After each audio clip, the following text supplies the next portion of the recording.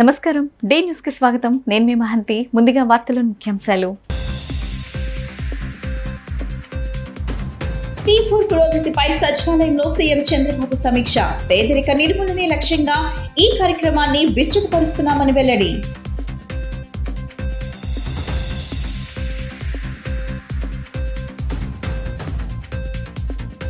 Passport సేవా కేంద్రం regional passport కార్యాలయాన్ని ప్రారంభించిన ఎంపీ చిన్ని వికసిత్ భారత్ లో భాగంగా పాస్పోర్ట్ కార్యాలయాలను ఆధునీకరిస్తున్నామని వెల్లడి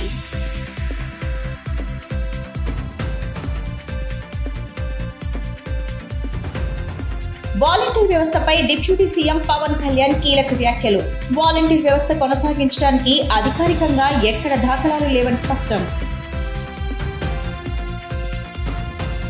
పేదరిక నిర్మూలనే లక్ష్యంగా చేపట్టిన జీరో పావర్టీ P4 కార్యక్రమాన్ని విస్తృతపరిచేలా పటిష్ట వ్యవస్థను నెలకొల్పేందుకు రాష్ట్ర ప్రభుత్వం చర్యలు వేగవంతం చేసింది. ఇందుకు సంబంధించి స్టేట్ లెవెల్ సొసైటీని ఏర్పాటు చేస్తుంది. దీనికి ముఖ్యమంత్రి చైర్పర్సన్ గా, డిప్యూటీ సీఎం వైస్ చైర్పర్సన్ గా వ్యవహరిస్తారు. రాష్ట్ర స్థాయి సొసైటీ ఏర్పాటు P4 పురోగతిపై సీఎం చంద్రబాబు నాయుడు సచివాలయంలో సమీక్ష నిర్వహించారు. ప్రతి జిల్లా కలెక్టర్, మంత్రులు, ఎమ్మెల్యేలు మార్గదర్శులను గుర్తించి బంగారు కుటుంబాలను దత్తత తీసుకునేలా చూడాలని చెప్పారు. దాతలు ఎవరెవరు ఎంత మొత్తం ఇచ్చారు, ఇంకెంత సాయం బంగారు కుటుంబాలకు అవసరమవుతుంది వంటి విషయాలన్నీ వెబ్సైట్ లో పొందుపరచడంతో పారదర్శకంగా ఉంటుందని, P4 పై విశ్వాసం మరింత పెరుగుతుందని ముఖ్యమంత్రి అధికారులకు సూచించారు.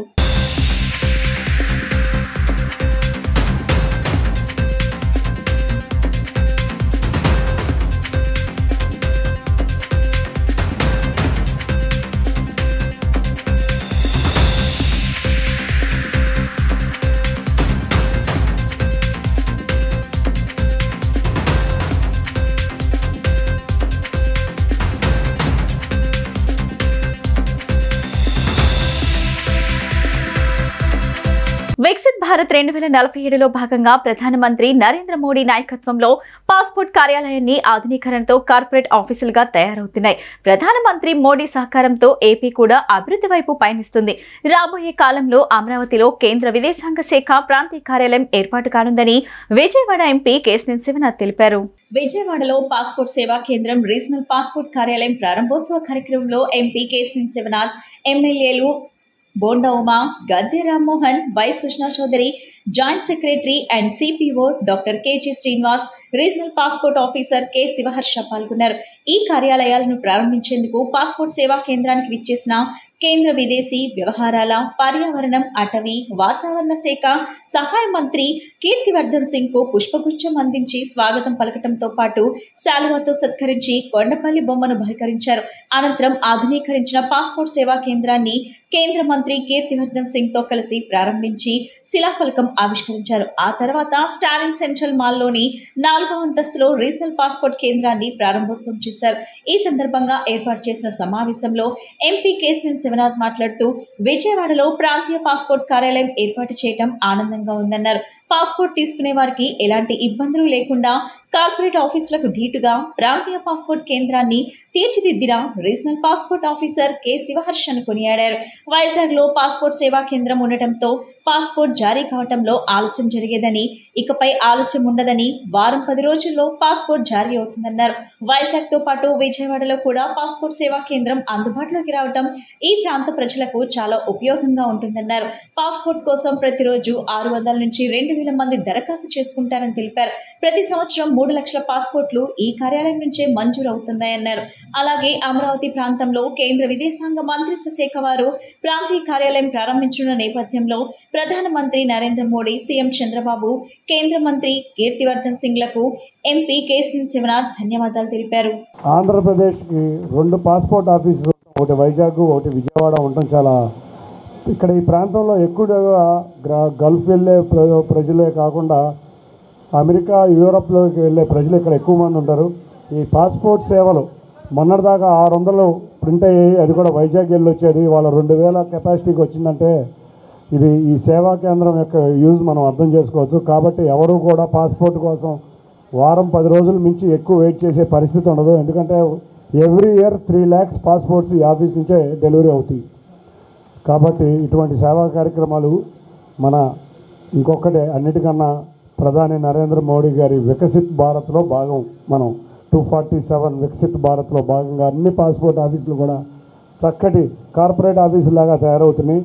ఇది నాకు చాలా సంతోషంగా ఉంది. ఎందుకంటే మన రాష్ట్రం విభజించిన తర్వాత 2016లో మొదలు పెడితే 2017లో అప్పటి external affairs minister Sushma Swaraj గారి దగ్గర కూర్చొని ఇప్పటికీ నా కళ్ళకి గుర్తొస్తూ ఉన్నాయి. When Sushma Swaraj ji was the central affairs minister, in fact this was one of the commitment given in the Reorganization Act. Thereby, in fact, I went and requested her to expedite to open this. That is how we also requested passport office authorities to purchase land to set up a permanent building in Amravati, capital, which is likely to come, which has come true. I am very happy. I am very happy to attend this great function of inauguration, a full-scale passport office with state-of-the-art facilities and a citizen-centric office which are going to be made available in Vijayawada city. This will bring significant benefits to both the local population and the wide region. As a prominent city in Andhra Pradesh, Vijayawada is expected to handle a substantial volume of passport applications, while the residents of rural areas across Andhra Pradesh will now have easier access in passport services. आपने देखा है, you witnessed the regional passport office that has been set up here. कितनी अच्छी facilities हैं वहाँ पे, कितना अच्छा system है, and हम लोगों का ये कोशिश है, it's our endeavor that any applicant who comes and applies for a passport, उसको we can ensure the service to him in a smooth and seamless manner. That's why we have passport printing facilities also in the same building, in the same complex. And we are trying to do this to all our passport seva kendras, all our regional passport offices throughout our country. And most of them have already been renovated. The Tata consultants have been given this task of renovating, shifting, or building new passport offices all over the country. So we are now very fast track here, and along with the passport offices, we are also introducing the new electronic passport, the PSP2 version, where there's a chip embedded in the passport document, and that will help and just make the whole process of traveling from one country to another, the immigration process and everything much smoother and faster. Now people will not have to stand in lines, we will not have to stand in queues. We are utilizing the full power of the information technology today, and things that for which our people had to wait in long queues or run to many offices, now that is available to them at the click of the finger and the mouse. Volunteer వ్యవస్థపై deputy CM Pawan Kalyan కీలక వ్యాఖ్యలు చేశారు. మంగళవారం అల్లూరు జిల్లా డొంబ్రిగూడ మండలం కురడి గ్రామంలో ఆయన మాట్లాడుతూ ఎన్నికల హామీలో వాలంటీర్లను కొనసాగిస్తామని చెప్పామన్నారు. కానీ వాలంటీర్లు ప్రభుత్వ ఉద్యోగులు అన్నట్లు ఎలాంటి జీవో లేదు, ప్రభుత్వానికి సంబంధం లేకుండా పనిచేశారు. అసలు వాలంటీర్ వ్యవస్థ ఉన్నట్లు అధికారికంగా దాఖలాలు లేవు. గత ప్రభుత్వం వాలంటీర్లను మభ్యపెట్టింది అని అన్నారు. గౌరవ ముఖ్యమంత్రి నారా చంద్రబాబు నాయుడు గారు చెప్పినట్టుగా వాలంటీర్స్ని కొనసాగిస్తామని చెప్పాం కదా, దాని అధికారులతో వెళ్ళి చూస్తే అసలు మీరు వాలంటీర్స్ ఎవరు కూడా ఏ విధంగా గవర్నమెంట్కి సంబంధం లేకుండా చేశారు. వైసీపీ వాలంటీర్స్ని వంచింది. ఉద్యోగాలు వాళ్ళకి ఏ విధమైన జీవో లేదు కదా, ఏ విధమైన జీవో ఇవ్వలేదు మీకు. తిరిగి ఇప్పుడు మనం ప్రభుత్వం మీకు ఒక పర్మిషన్ ఇచ్చి, గత ప్రభుత్వం ఇది అఫీషియల్గా ఇది ఇస్తే వాళ్ళు చాలా వంచనతో చేశారు. సో తిరిగి ఇప్పుడు తీసుకొద్దామంటే అసలు దానికి సంబంధించిన ఏ విధమైన పేపర్ వర్క్ లేదు, ఏ విధమైన పేపర్ వర్క్ లేదు. అదే మన నారా లోకేష్ గారు, గౌరవ మంత్రి నారా లోకేష్ గారు కూడా మేము అందరూ మాట్లాడుకుంటామంటే క్యాబినెట్లో ఇది ప్రస్తావనకు వచ్చింది. నేను 2-3 సార్లు ప్రస్తావిస్తేనే అసలు కూర్చోబెట్టి ఏ జీవో అసలు మీరు వీళ్ళ అధికారికంగా ఉన్నారనేది ఎక్కడ అసలు దానికి దాఖలు లేవు. మీకు గవర్నమెంట్ నుంచి శాలరీస్ రాలా, వాలంటీర్స్ అందరికీ కూడా మీరు చూస్తే గవర్నమెంట్ నుంచి శాలరీస్ రాలా. ఇది గవర్నమెంట్ ఉద్యోగాల్లాగా మీకు మిమ్మల్ని భ్రమింపజేసి గవర్నమెంట్ ఉద్యోగాలు లేదు. అది మేము లోపలికి వచ్చాక మాకు అర్థమైంది. కేంద్ర రాష్ట్ర ప్రభుత్వాలు అన్ని ధరలను పెంచేస్తూ ప్రజలపై అధిక భారాన్ని మోపుతున్నాయని సిపిఎం రాష్ట్ర కార్యవర్గ సభ్యులు సిహెచ్ బాబురావు ఆగ్రహం వ్యక్తం చేశారు. వంట గ్యాస్ ధరను 50 రూపాయలు పెంచుతూ కేంద్ర ప్రభుత్వం ప్రజలను మరో దొంగ దెబ్బతీసిందని ఆరోపించారు. పెంచిన గ్యాస్ ధరలను రద్దు చేయాలని కోరుతూ బీసన్ రోడ్లోని మహంతి చేపల మార్కెట్ వద్ద సిపిఎం ఆధ్వర్యంలో ధర్నా నిర్వహించారు. ఈ ధర్నా కార్యక్రమంలో సిపిఎం రాష్ట్ర కార్యవర్గ సభ్యులు సిహెచ్ బాబురావు పాల్గొని మాట్లాడారు. చంద్రబాబు, పవన్ కళ్యాణ్ రాష్ట్ర ప్రజలకు నమ్మక ద్రోహం చేశారని ఆరోపించారు. ఏ ఛార్జీలు పెంచబోమని హామీలు ఇచ్చి అధికారంలోకి వచ్చిన తరువాత అన్ని ఛార్జీలను పెంచేస్తూ ప్రజల నడ్డి విరుస్తున్నారన్నారు. గ్యాస్ పై 50 రూపాయల ధరలు పెంచడం వల్ల 9,150 కోట్ల రూపాయలు దేశంపై భారం పడుతుందన్నారు. కూటమి ప్రభుత్వం రాష్ట్రంలో దీపం పథకం గ్యాస్ రేట్ తగ్గిస్తామని చెప్పి ఇప్పుడు గ్యాస్ ధరలు పెంచడం ఏమిటని ప్రశ్నించారు. వెంటనే గ్యాస్ ధరలు తగ్గించాలని, లేని పక్షంలో సిపిఎం ఆధ్వర్యంలో నిరసన చేపడతామని హెచ్చరించారు. ఈ కార్యక్రమంలో సిపిఎం నాయకులు, కార్యకర్తలు పెద్ద ఎత్తున పాల్గొన్నారు. మోడీ కేంద్ర ప్రభుత్వం జనాన్ని మరో దొంగ దెబ్బతీసింది. గ్యాస్కి 50 రూపాయలు పెంచారు. ఎన్నికలకు ముందు మేము గ్యాస్ ధరలు తగ్గిస్తాం, సబ్సిడీ బండలు ఇస్తాం మాటలు చెప్పారు. కేంద్రంలో మోడీ, రాష్ట్రంలో చంద్రబాబు, పవన్ కళ్యాణ్ ఇప్పుడు నమ్మక ద్రోహం చేశారు. హామీలు అమలు చేయమంటే 9 నెలలే కదా అంటున్నారు. కానీ 9 నెలలు తిరక్కముందే దెబ్బ మీద దెబ్బతీస్తూ ఉన్నారు. ఇదేనా పేదరిక నిర్మూలన P4 అంటే? ఇవాళ కేంద్ర ప్రభుత్వం ఈ 50 రూపాయల ధరలు పెంచడం వల్ల 9,150 కోట్ల రూపాయలు దేశమంతా భారం పడుతుంది. మన ఒక ఆంధ్రప్రదేశ్లోనే 500 కోట్ల రూపాయల భారం పడింది. పెట్రోలు, డీజిల్లో ఇంకో మోసం చేశారు. ప్రపంచంలో పెట్రోలు, డీజిల్ రేట్లన్నీ పడిపోయినాయి. ఇవాళ రేటు సగానికి తగ్గించాలి. కానీ మోడీ కుట్ర పన్ని తగ్గించాల్సిన పెట్రోల్, డీజిల్ని తగ్గించకుండా ఎక్సైజ్ డ్యూటీ 2 రూపాయలు లీటర్కి పెంచి 32,000 కోట్ల రూపాయలు ఒక్క దెబ్బతో పెట్రోల్, డీజిల్ మీద ఖజానా నింపుకుంటున్నారు. ఇది ప్రజలకి పెట్రోల్ రేటు పెరగలేదు కదా అనుకుంటున్నారు. తగ్గించాల్సింది తగ్గించకుండా ఖజానాలో వేసుకోవడం అంటే దుర్మార్గం కదా. అంటే పెట్రోల్, డీజిల్ మీద ట్యాక్స్ కానీ, వంట గ్యాస్ మీద కానీ 41,000 కోట్ల రూపాయలు ఈ రోజున భారం వేశారు. వాళ్ళ ప్రభుత్వం దెబ్బ మీద దెబ్బ. ఆంధ్రప్రదేశ్లో కరెంటు ఛార్జీలు పెరిగినాయి, నిత్యావసర వస్తువుల రేట్లు పెరిగినాయి. ఇప్పుడు మళ్ళీ గ్యాస్ మీద ఇది ప్రారంభమే. రాబోయే కాలంలో ఈ ప్రమాదం చాలా కాబోతుంది. ఒక వైపున హిందూ, ముస్లిం, క్రైస్తవుల మీద మతాల పేరుతో చిచ్చు పెడతా ఉంది మోడీ ప్రభుత్వం. వక్ఫ్ బిల్లుకి సవరణ పేరుతో దేశం దృష్టిని మళ్లించింది.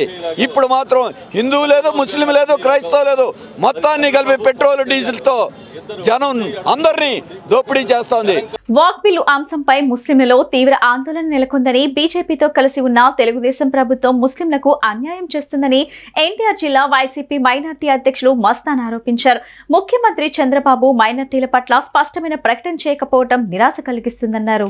గుణదల్లోని జిల్లా పార్టీ కార్యాలయంలో ఏర్పాటు చేసిన విలేకరుల సమావేశంలో ఆయన మాట్లాడుతూ ఇఫ్తార్ విందుల్లో మైనార్టీలకు అండగా ఉంటామని చెప్పి ఇప్పుడు వాక్ బిల్లులకు సంపూర్ణ మద్దతు తెలపడం ముస్లింలకు మోసం చేసినట్టే అని మస్తాన్ విమర్శించారు.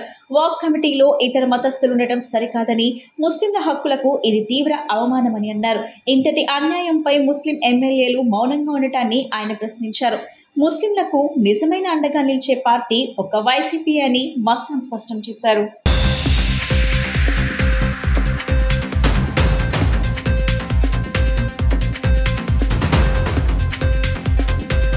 నేను ఎన్టీఆర్ జిల్లా మైనార్టీ అధ్యక్షుని షేక్ మస్తాన్ వలి.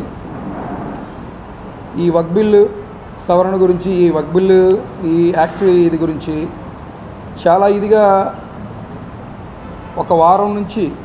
గత వారం నుంచి బాగా మా ముస్లిం సోదరులు కానీ, మా మైనార్టీలు కానీ చాలా ఆందోళన చేస్తూ, ఆంధ్ర రాష్ట్రంలో కూడా చాలా మొన్న జరిగిన శుక్రవారం కూడా చాలా ధర్నాలు చేస్తూ, ఆడబిడ్డలతో పాటు చిన్నపిల్లలు కూడా రోడ్డు మీదకి వచ్చి మాకు అన్యాయం జరుగుతుంది, ఈ అన్యాయాన్ని ఆపమని ఇంత ఇదిగా మేము కోరుకుంటున్న ఈ ఆంధ్ర రాష్ట్ర ముఖ్యమంత్రి చంద్రబాబు నాయుడు గారు మరి ఎక్కడ ఉన్నారో ఏంటో, ఏం చేస్తున్నారో తెలియదు. కానీ ఇప్పుడు దాకా కూడా మైనార్టీల పట్ల ఒక స్పష్టమైన ఒక ప్రకటన కానీ, వాళ్ళకి ఇదేమి కాదు మేము ఉన్నామని చెప్పడానికి కానీ ఎదురు రాలేదంటే ఎంత ఇదిగా ఆయన అన్యాయం చేశాడు మైనార్టీలకు అనేది ఇక్కడ మనకు అర్థమవుతుంది.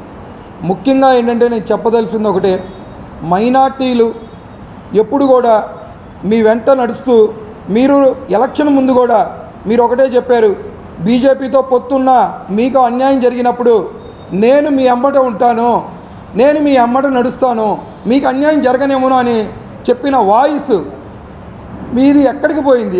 ఆ గొంతు ఈరోజు ఇంత అన్యాయం చేసి మాకు రాబోయే తరానికి, రాబోయే మా పిల్లలకు కానీ మా భవిష్యత్తుకు కానీ ఇంత హానికరం జరిగే ఈ వక్ఫ్ బిల్ని మీరెందుకు మద్దతు ఇచ్చారు?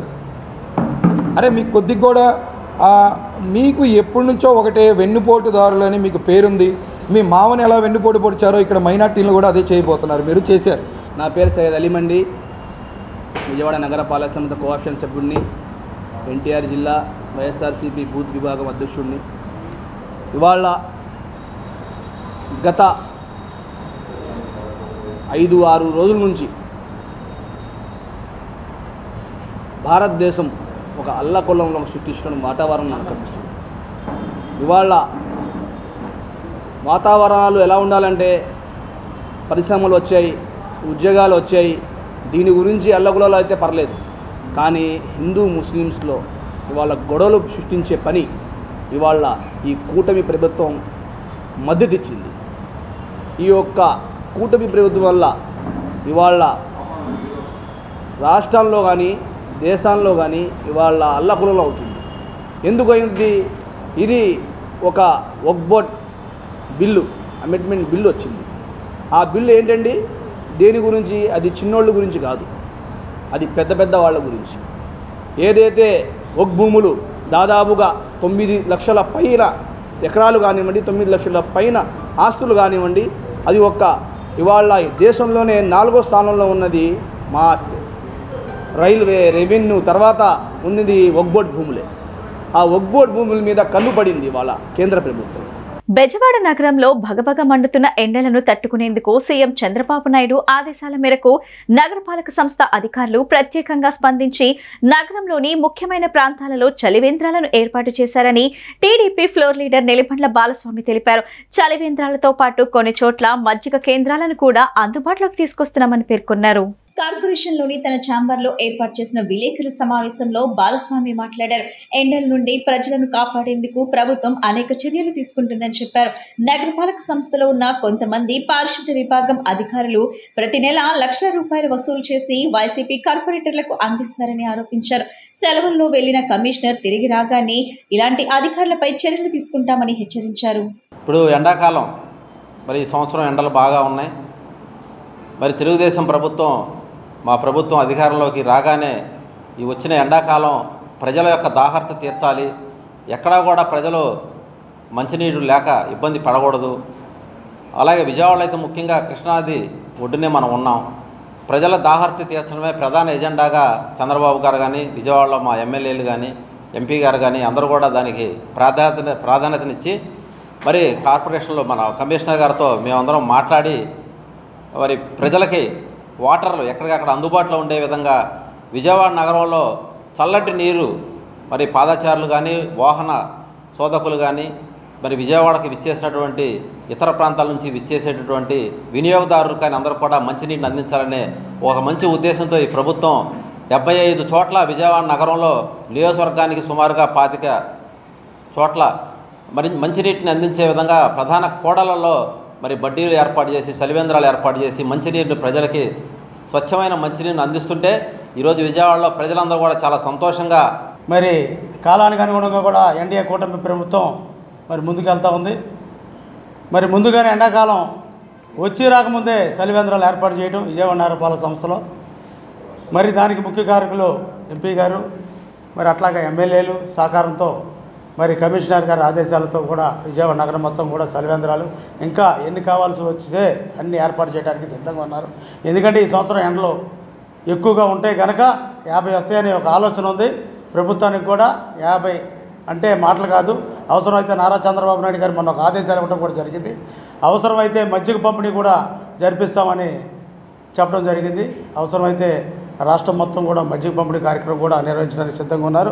అదేవిధంగా కూడా ప్రజలందరూ కూడా సంతోషంగా ఉండాలా, ఎన్డీఏ కూటమి వచ్చింది, అందరికి కూడా మంచి నీళ్లు ఇవ్వాలనే ఆలోచనతో మరి ఏర్పాటు చేయడం జరిగింది. లోక రక్షణార్థం ప్రపంచ శాంతి కొరకు ఈస్టర్ పండుగ ముందు క్రైస్తవుల ఆధ్వర్యంలో పరిశుద్ధ సిలువ మార్గం నిర్వహించడం జరుగుతుందని ఫాదర్ జేమ్స్ చెరువత్తూర్ తెలిపారు. 40 రోజుల పాటు ఉపవాస దీక్షలు చేస్తూ క్రీస్తు నాథుని పట్ల భక్తి విశ్వాసం కలిగి ఉండటం వల్ల ప్రజలందరికీ మంచి జరుగుతుందన్నారు.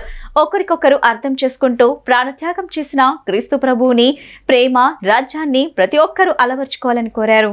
సెయింట్ పీటర్స్ కో కథీడ్రల్, జోజినగర్, పెజ్జోనిపేట, ఆర్ఆర్పేట, సింగ్ నగర్, ఆర్సీఎం సంఘాల సంయుక్త ఆధ్వర్యంలో ప్రపంచ శాంతి కోరుతూ పరిశుద్ధ సిలువ మార్గం జరిగింది. 1 టౌన్ తారాపేట కో కథీడ్రల్ ఆర్సీఎం చర్చ్ నుండి గుణదల మేరీమాత చర్చ్ వరకు పాదయాత్ర నిర్వహించారు. ఈ కార్యక్రమంలో 1 town RCM church, Pezzonipeta, Rajarajeswarapeta, Singh Nagar, Jyothinagar తదితర ప్రాంతాల నుంచి భక్తులు పెద్ద సంఖ్యలో క్రైస్తవులు పాదయాత్రలో పాల్గొన్నారు. ఈ కార్యక్రమానికి నేతృత్వం వహించిన RCM church father James Cheruvathur, father Chinnappa, father Vijay కుమార్లు మాట్లాడుతూ యేసుక్రీస్తు మానవులందరి శ్రేయస్సు కోరుకున్నారని చెప్పారు.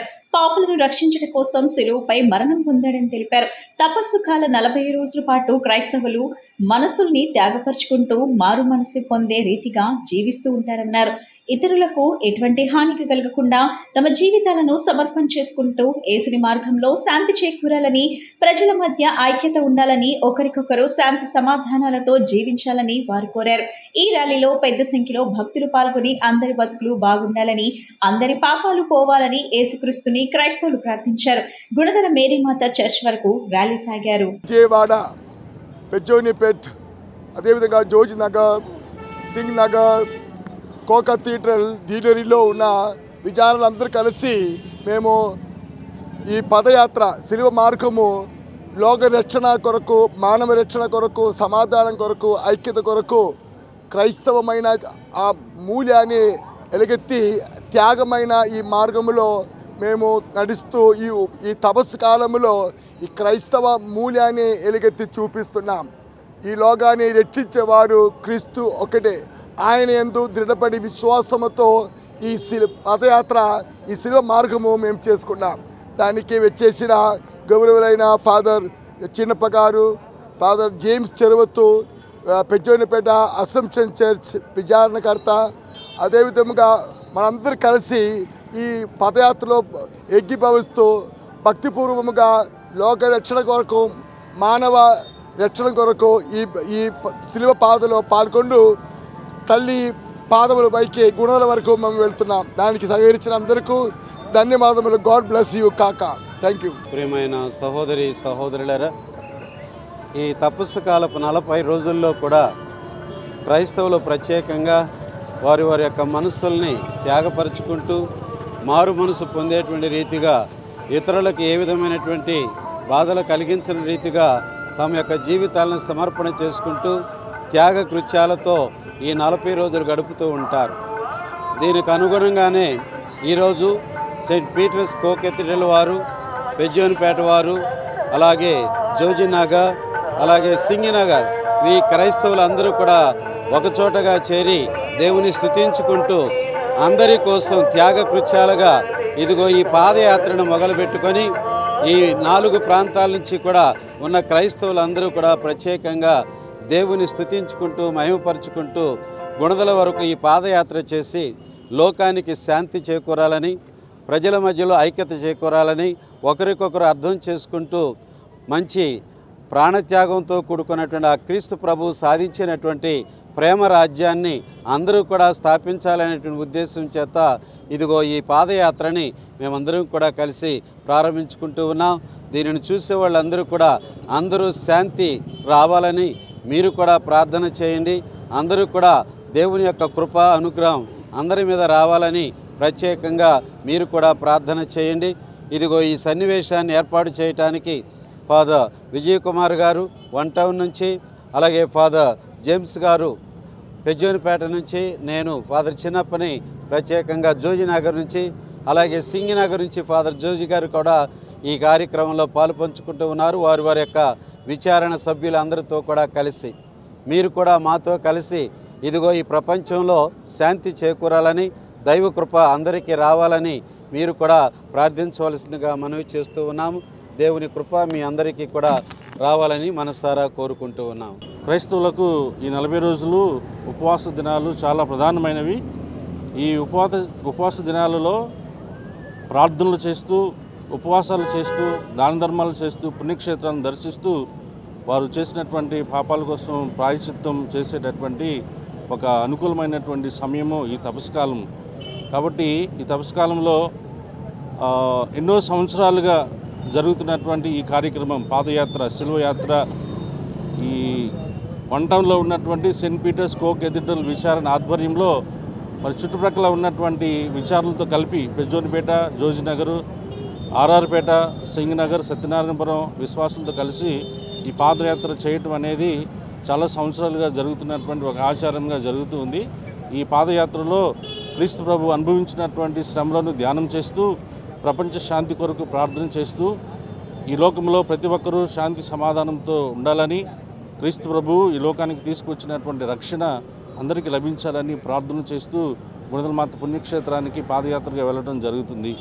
ఈరోజు ఈ యొక్క యాత్రను ప్రారంభిస్తున్నాం. అనేక మంది విశ్వాసులు యాత్రలో పాల్గొంటూ ఈ ప్రపంచ శాంతి కోసము ప్రార్థన చేస్తున్నారు. క్రీస్తు నామంలో మీ అందరికీ శుభములు తెలియజేస్తూ ఆ ప్రభు యొక్క రక్షణ అనుగ్రహాలు మీ అందరికీ ఉండాలని మీకోసం ప్రార్థన చేస్తున్నాం. కృష్ణానది తీరాన శ్రీ వైష్ణవ మహాదివ్య క్షేత్ర సేవా సంఘం ఆధ్వర్యంలో శ్రీవారి వైభోత్సవ సహిత హనుమాన్ చాలీసా సమాపనోత్సవాలు ఘనంగా ప్రారంభమయ్యాయి. ఈ నెల 13వ తేదీ వరకు శ్రీవారి వైభోత్సవ సహిత హనుమాన్ చాలీసా సమాపనోత్సవాలు నిర్వహిస్తున్నట్లు సంఘం కార్యదర్శి దూపుగుంట్ల శ్రీనివాసరావు తెలిపారు. ఈ సందర్భంగా కృష్ణా తీరాన బబ్బూరి గ్రౌండ్స్ లో నమూనా ఆలయాన్ని ఏర్పాటు చేసి శ్రీవారి ఉదయాస్తమాన సేవలు నిర్వహిస్తున్నామని ఆయన చెప్పారు. కృష్ణానది తీరాన శ్రీ వైష్ణవ మహాదివ్య క్షేత్ర సేవా సంఘం ఆధ్వర్యంలో శ్రీవారి వైభోత్సవ సహిత హనుమాన్ చాలీసా సమాపనోత్సవాలు ప్రారంభమైన సందర్భంగా నగరంలోని బబ్బూరి గ్రౌండ్స్ లో శ్రీ వైష్ణవ మహాదేవ క్షేత్ర సేవా సంఘం ఆధ్వర్యంలో విలేకరుల సమావేశం ఏర్పాటు చేశారు. ఈ సమావేశంలో సంఘం కార్యదర్శి దూపుగుంట్ల శ్రీనివాసరావు మాట్లాడుతూ పెనుమాక గ్రామంలో కల శ్రీ వైష్ణవ మహాదేవ క్షేత్రంలో 365 రోజుల పాటు అఖండ శ్రీ హనుమాన్ పారాయణ కార్యక్రమం నిర్వహించనున్నారు. ముగింపు కార్యక్రమానికి సంకేతంగా బబ్బూరి గ్రౌండ్స్ లో ఈ నెల 7 నుండి 13వ తేదీ వరకు 50,000 మంది భక్తులతో హనుమాన్ చాలీసా పారాయణం ఏర్పాటు చేశామన్నారు. శ్రీవారి నమూనా ఆలయాన్ని రూపొందించి తిరుమల తరహాలో ఉదయాస్తమాన సేవలు నిర్వహిస్తున్నామని అన్నారు.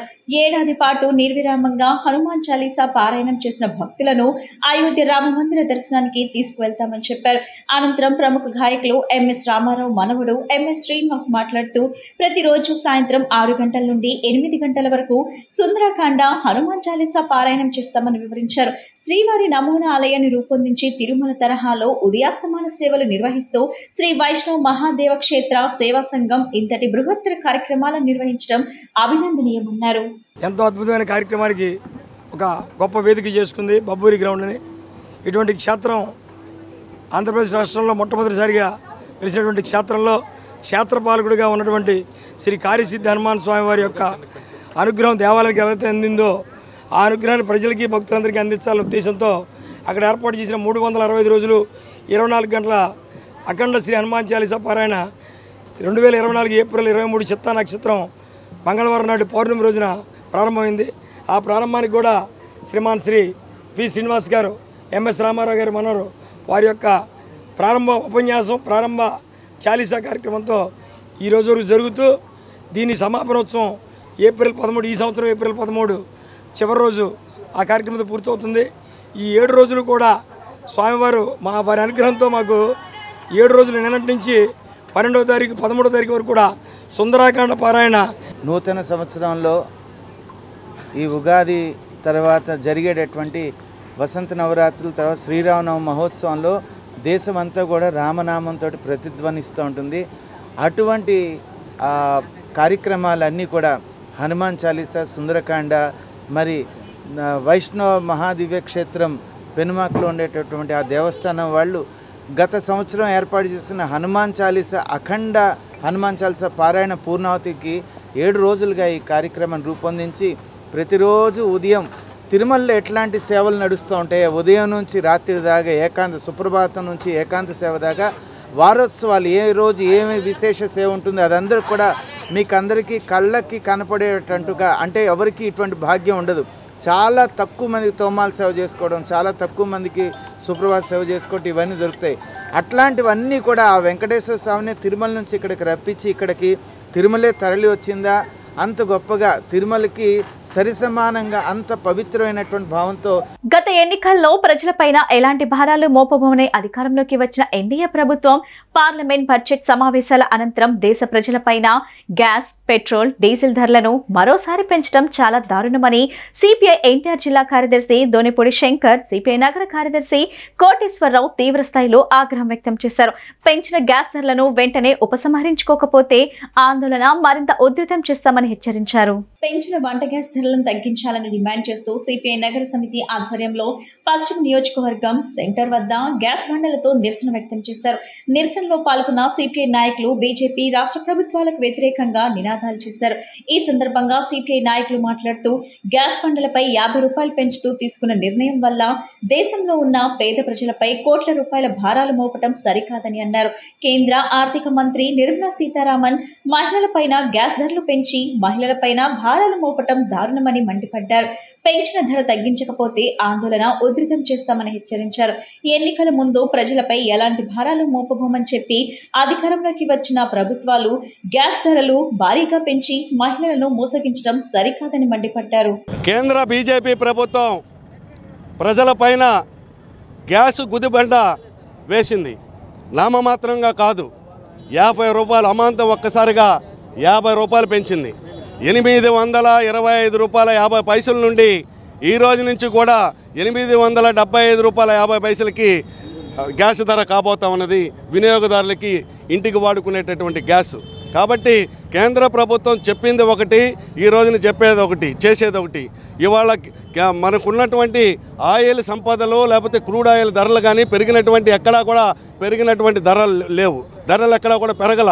కానీ పెరగనప్పటికీ కూడా కేంద్ర ప్రభుత్వం ఎందుకు పెంచాల్సినటువంటి అవసరం వచ్చిందని చెప్పి సిపిఐగా ప్రశ్నిస్తూ ఉన్నాం. ముఖ్యంగా ఒకనాడు 1200 రూపాయలకి ఎగబాకి పెంచి ఎక్కడా లేనటువంటి డిమాండ్ని సృష్టించి 1200 రూపాయలకి పెంచి మేము తగ్గిస్తున్నామని చెప్పి కంట తుడుపు చర్యగా దాన్ని తగ్గించి మరలా ఒకసారి పెంచేది 100 రూపాయలు అయితే తగ్గించేది 25 రూపాయలు. బడ్జెట్ సమావేశాలు ముగిసినాయి.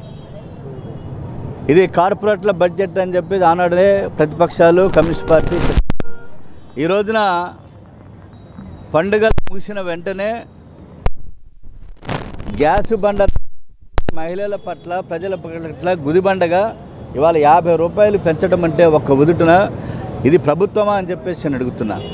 కాబట్టి కార్పొరేట్లకు పెద్దపీట వేసేటువంటి భారతీయ జనతా పార్టీ ప్రభుత్వం నిర్మలా సీతారామన్ సంక్షేమ బడ్జెట్ ఇవాళ ప్రజల మీద భారాలు వేస్తుంది. ఎన్నికలు అయిపోయినాయి, పార్లమెంట్ సెషన్స్ ముగిసినాయి. కాబట్టి బడ్జెట్ సమావేశాలు ముగిసిన తర్వాత ప్రజలపైన ఇటువంటి భారాన్ని వేయడాన్ని దేశవ్యాప్తంగా ప్రజలు ముక్తకంఠంతో నిరసన తెలియజేస్తున్నారు. ఓ పక్కన దేశ ప్రజల యొక్క వక్ఫ్ బోర్డు సవరణ, అలాగే ఇటువంటి ప్రజా వ్యతిరేక నల్ల చట్టాలను చేసేటువంటి ప్రభుత్వం ఇవాళ ఈ ఉజ్వల గ్యాస్ ధరను పెంచడం అంటే దీన్ని పక్కదారి పట్టించడమే ఇష్యూని. ఎన్నికల సమయంలో ఆటో డ్రైవర్లకు ఇచ్చిన హామీలను కూటమి ప్రభుత్వం అమలు చేయాలని ఐఎఫ్టీయూ రాష్ట్ర ప్రధాన కార్యదర్శి పొలారి డిమాండ్ చేశారు. అధికారంలోకి వచ్చి 9 నెలలు గడుస్తున్నా పెనాల్టీల జీవోను రద్దు చేయకుండా ఆటో కార్మికులకు ఇబ్బందులు గురి చేయడం సరికాదన్నారు. ప్రభుత్వమే ప్రత్యేక యాప్ను తీసుకొచ్చి ఆటో డ్రైవర్లను కాపాడాలని కోరారు. టీడీపీ జనసేన కూటమి ప్రభుత్వం ఆటో, మోటార్ కార్మికులకు ఎన్నికల సందర్భంగా ఇచ్చిన హామీలు అమలు చేయాలని కోరుతూ ప్రగతిశీల ఆటో కార్మిక సంఘం ఆధ్వర్యంలో విజయవాడ అలంకార్ సెంటర్ ధర్నా చౌక్ లో ధర్నా నిర్వహించారు. ఆటో డ్రైవర్ల సమస్యలు పరిష్కరించాలని డిమాండ్ చేస్తూ నినాదాలు చేశారు. ప్రధాన కార్యదర్శి కె పొలారి మాట్లాడుతూ ఆటో డ్రైవర్లకు భారంగా ఉన్న పెనాల్టీల జీవో 21ని రద్దు చేస్తామని ఇచ్చిన హామీని నేటికి కూడా అమలు చేయకపోవడం దుర్మార్గమన్నారు. ఆటోలకు 60 కిలోమీటర్ల పరిధిలో తిరిగే అవకాశం ఉందని, దీనిని నిలిపివేస్తూ జీవో నెంబర్ 7 తీసుకురావడం అన్యాయమన్నారు. ప్రతి ఆటో డ్రైవర్ కు 15,000 ఇస్తామని చెప్పి విస్మరించడం బాధాకరమన్నారు.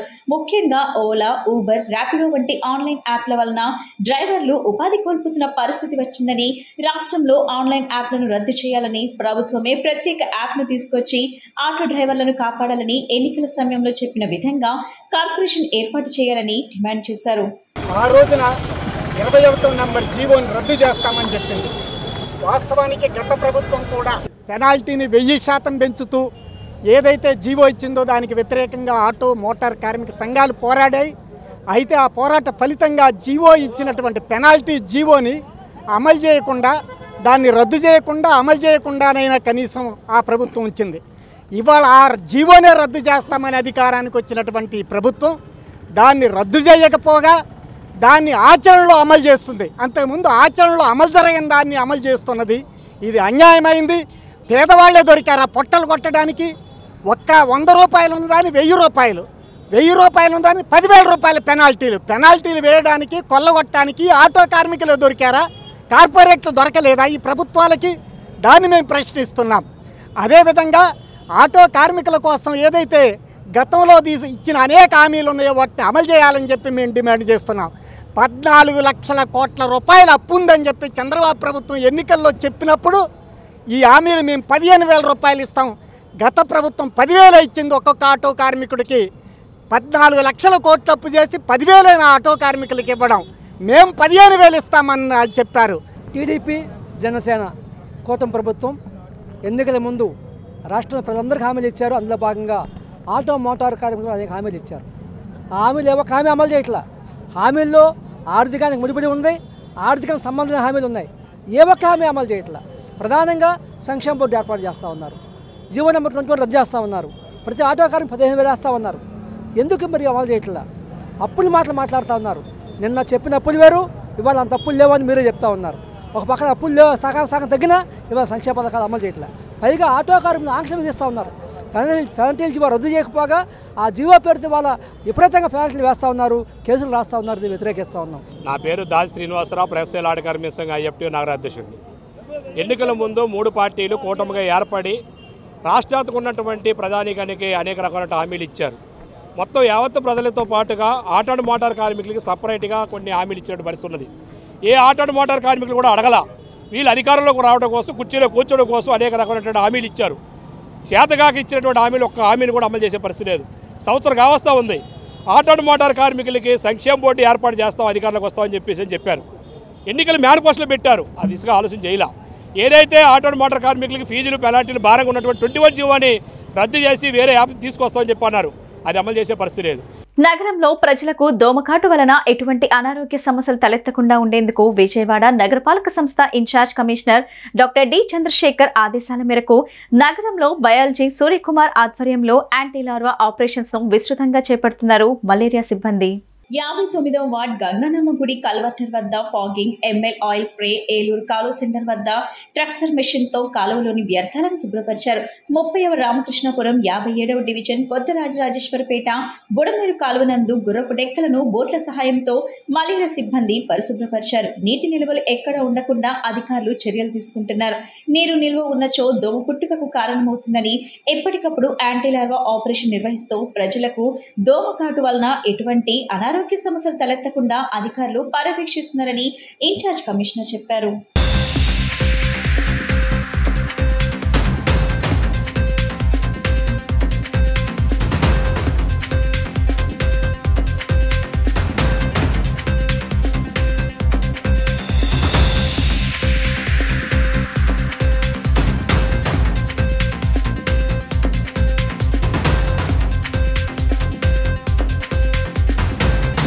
వార్తలు ముగించే ముందు ముఖ్యాంశాలు మరోసారి. P4 పురోగతిపై సచివాలయంలో సీఎం చంద్రబాబు సమీక్ష. పేదరిక నిర్మూలనే లక్ష్యంగా ఈ కార్యక్రమాన్ని విస్తృతపరుస్తున్నామని వెల్లడి.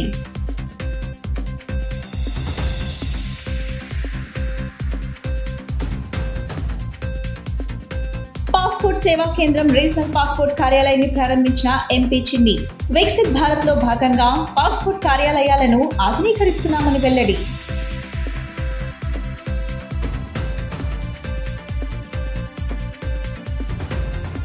వాలంటీర్ వ్యవస్థపై డిప్యూటీ సీఎం పవన్ కళ్యాణ్ కీలక వ్యాఖ్యలు. వాలంటీర్ వ్యవస్థ కొనసాగించడానికి అధికారికంగా ఎక్కడ దాఖలాలు లేవని స్పష్టం. ఈ బులెటిన్ ఇంతటితో సమాప్తం. తిరిగి మరో బులెటిన్ కలుద్దాం. నమస్కారం.